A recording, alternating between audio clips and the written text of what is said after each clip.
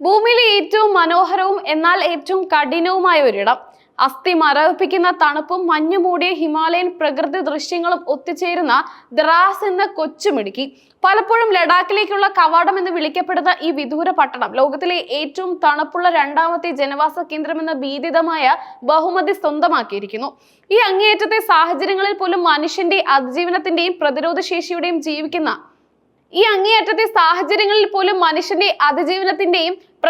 ശേഷിയുടെയും ജീവിക്കുന്ന തെളിവാണ് ദ്രാസിലെ ഓരോ ദിവസവും. കേന്ദ്രഭരണ പ്രദേശമായ ലഡാക്കിലെ കാർഗിൽ ജില്ലയിലാണ് ദ്രാസ് സ്ഥിതി ചെയ്യുന്നത്.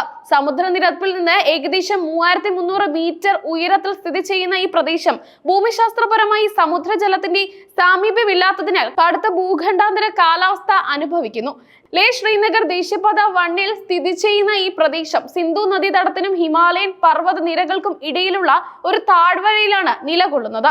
ദ്രാസിനെ ശ്രദ്ധേയമാക്കുന്നത് അതിന്റെ റെക്കോർഡ് താപനിലയാണ്. റഷ്യയിലെ സൈബീരിയയിലുള്ള ഒയ്മ്യാക്യൂൺ കഴിഞ്ഞാൽ ലോകത്തിലെ ഏറ്റവും കഠിനമായി ശൈത്യകാലം അനുഭവിക്കുന്ന രണ്ടാമത്തെ ജനവാസ കേന്ദ്രമായി ദ്രാസ് അടയാളപ്പെടുത്തുന്നു. ഒയ്മ്യാക്യൂണിലെ താപനില -67.7 ഡിഗ്രി സെൽഷ്യസ് വരെ താഴാറുണ്ട്.